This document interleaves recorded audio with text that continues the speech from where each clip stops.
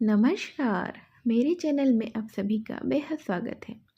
आज मैं आप सबके लिए लेकर आई हूँ नए ज़माने की लेखिका मालती जोशी के कहानियों के संकलन में से एक बेहद ही रोचक कहानी।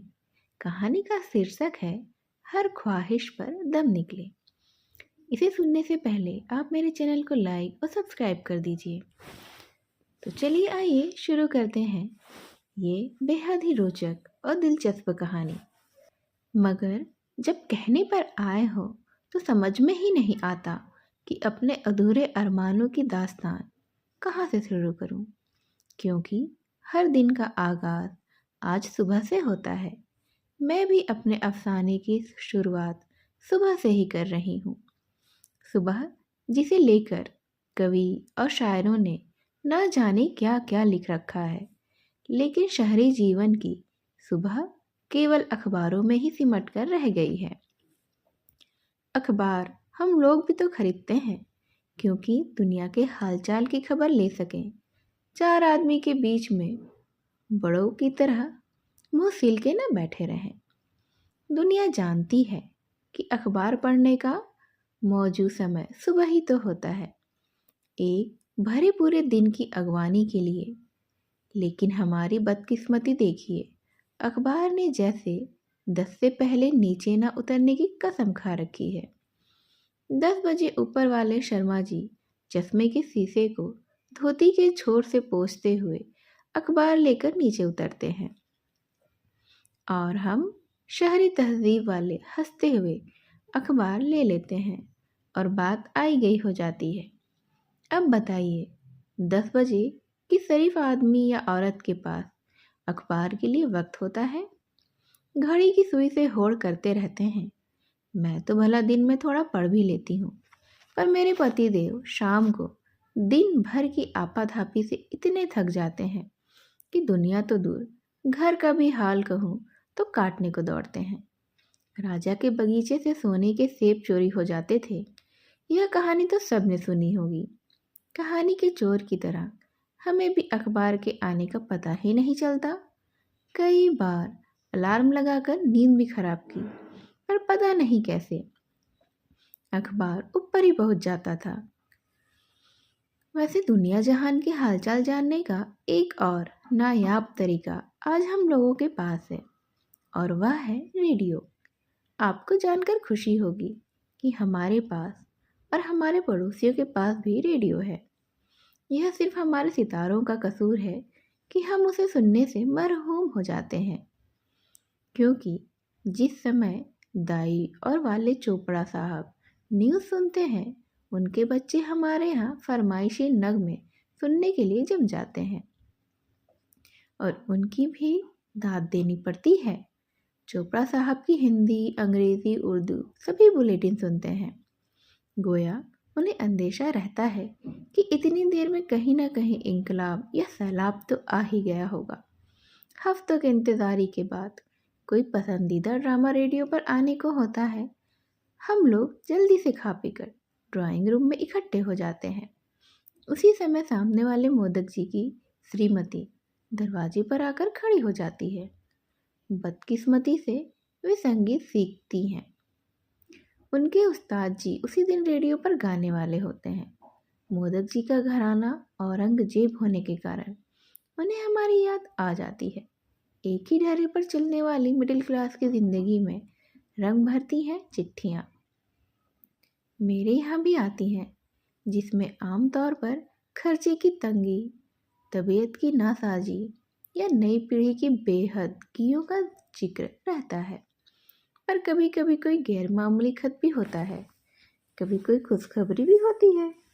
और मैं सोचती हूँ कि शाम को जब वे ज़िंदगी से हारे हुए जुआरी की तरह आराम कुर्सी पर निढाल हो जाएंगे, तब यह खुशखबरी सुनाकर थोड़ी देर के लिए ही सही उनके चेहरे पर रौनक तो देख सकूंगी।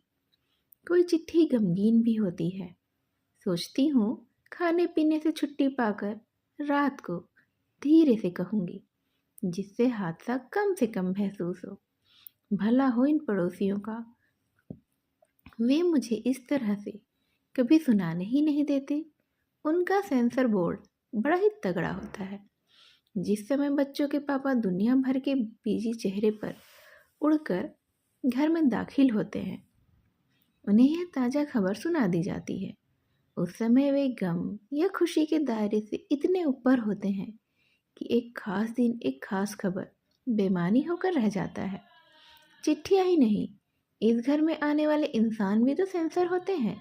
इनके कई दोस्तों ने यह घर ही इसीलिए छोड़ दिया था कि वे प्रेक्षक गैलरी को बर्दाश्त नहीं कर सकते थे।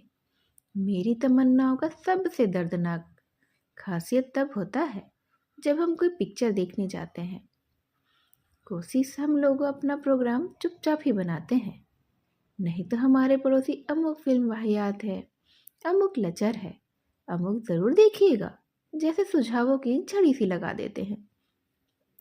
कातिल का नाम बताकर तो सारा सस्पेंस ही फिल्मों का खर्च खोल ही देते हैं। और फिल्मों का खून करना इनके बाएं हाथ का खेल होता है।